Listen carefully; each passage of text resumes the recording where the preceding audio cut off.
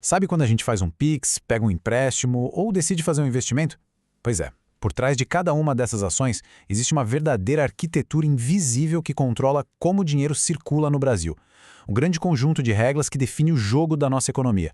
E hoje a gente vai desvendar quem realmente manda nesse jogo. Então, vamos direto ao ponto. Afinal, quem é que define as regras do jogo financeiro? Não é uma pessoa só, nem uma única instituição. É um sistema bem complexo e entender quem são os donos do apito é fundamental para entender a nossa economia. A resposta para essa pergunta tem nome e sobrenome: Sistema Financeiro Nacional, ou SFN para facilitar.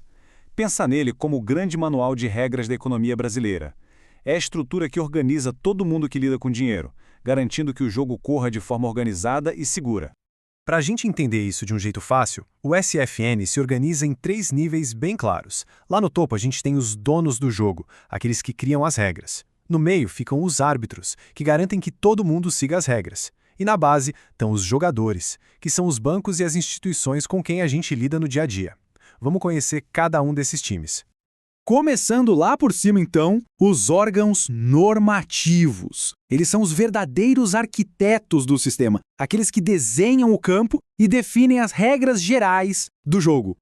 Basicamente, o sistema se divide em 3 ligas principais. O CMN, que cuida do grosso, moeda, crédito, capitais. O CNSP regula o mercado de seguros e a previdência aberta, aquela que qualquer pessoa pode contratar, sabe? E por fim, o CNPC, que foca na previdência fechada, que são os fundos de pensão de empresas. Cada um com seu próprio conselho mandando no seu pedaço. E no topo de tudo, mas tudo mesmo, está o Conselho Monetário Nacional, o CMN. Ele é a autoridade máxima do sistema, ponto. As decisões que saem dali buscam garantir 2 coisas, que são, assim, essenciais. Que a nossa moeda seja estável e que a economia do país continue crescendo. Ok, as regras foram criadas, mas quem é que garante que elas vão ser cumpridas direitinho? É aí que entram em cena os supervisores, os verdadeiros árbitros do jogo financeiro.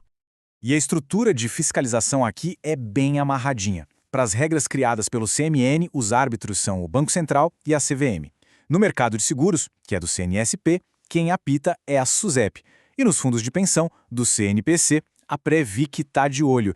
Cada conselho tem seu fiscal correspondente, uma linha de comando muito bem definida. Dentre todos esses árbitros, o principal, o juiz da partida, é o Banco Central do Brasil, o BCB. E o ponto crucial sobre ele é a sua autonomia. Ele não é vinculado a nenhum ministério, o que significa na prática que ele pode tomar decisões técnicas, como aumentar os juros para controlar a inflação, sem sofrer pressão política direta.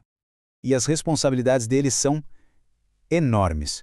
É o Banco Central que emite o nosso dinheiro, papel moeda. Ele funciona como o banco dos bancos, sabe? E também é o banqueiro do governo. Mas a sua missão mais crítica é controlar a inflação, lutar para proteger o valor do dinheiro que está no nosso bolso. Bom, já vimos quem cria as regras e quem apita o jogo. Agora vamos descer para o campo e conhecer os jogadores, as instituições financeiras com as quais a gente se relaciona todos os dias. E para a gente começar a entender a diferença entre eles, tem uma pergunta-chave. Quem pode receber depósito à vista? Falando o português claro, quem pode oferecer uma conta corrente? Essa é uma das principais linhas que dividem os jogadores em campo. E a diferença é bem clara. Os bancos comerciais, esses que a gente conhece, captam depósitos para poder emprestar dinheiro. Já os bancos de investimento têm outro foco, um jogo mais pesado. Eles financiam grandes projetos de empresas, mas não podem oferecer uma conta corrente comum como a nossa. E o campo é cheio. A gente tem a Caixa Econômica com seu papel social fortíssimo em habitação, as cooperativas de crédito, que funcionam como bancos para os seus associados, as financeiras, que são especialistas em crédito e financiamento, e, claro, a Bolsa de Valores, o grande estádio onde as empresas buscam investimento para crescer. Mas olha que curioso. Dentro de campo, alguns jogadores têm uma função dupla. Além de competirem, eles também atuam como se fossem uns capitães do time, comissões especiais dadas pelo governo. Banco do Brasil, BNDES e Caixa são os melhores exemplos disso. Eles operam como bancos normais, claro, mas também são o braço do governo para executar políticas estratégicas.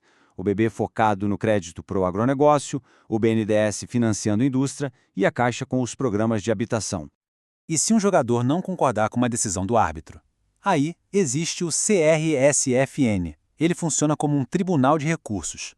Se um banco leva uma multa do Banco Central, por exemplo, É para esse conselho que ele pode apelar. É a última instância administrativa para tentar reverter a decisão.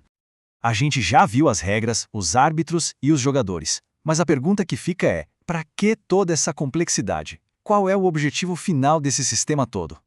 Quando a gente olha o mapa completo do SFN, fica claro que tem o fluxo de autoridade muito bem desenhado.